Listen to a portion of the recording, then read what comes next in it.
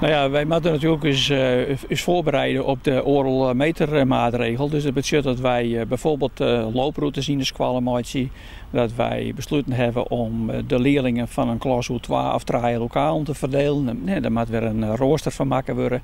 We moeten de loopstromen, de leerlingenstromen, die moeten we goed verdelen. Dat betekent dat er bij ik onderling die oral meter afstand houden bij het binnenkomen van het gebouw. Want ja, het is maar 1 smelle door. Dus we beginnen al op het plein om de bijen te instrueren van harde afstand.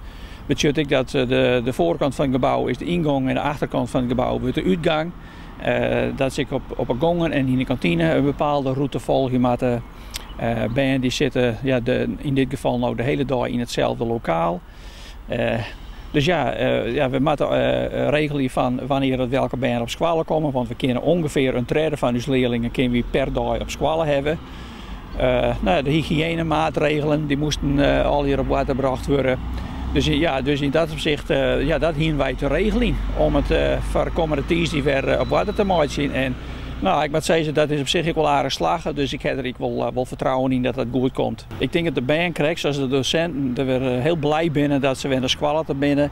Hier ik geloof van bijen dat ze blij binnen dat ze elkaar weer zien kennen.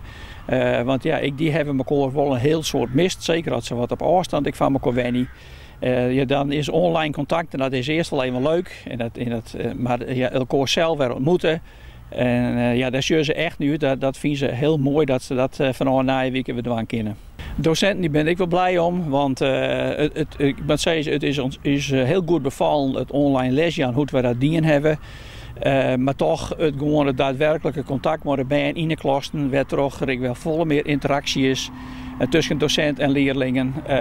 De docenten ik wil echt wel wennen uit dat ze dat weer op gang brengen kunnen. We hebben een aantal medewerkers die in een risicogroep vallen, die komen dan net op squallen.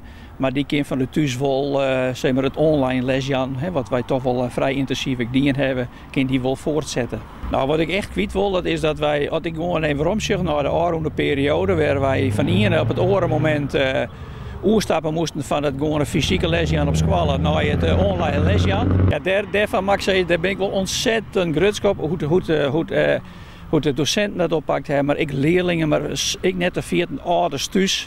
Daar kwam toch ook wel een stukje druk en belasting te lezen.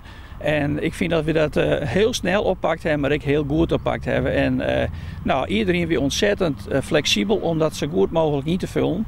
En ik moet zeggen van, dat is de winst van dit traject, maar het is iets om ontzettend gerust op te wijzen op al deze mensen die de correct neemden.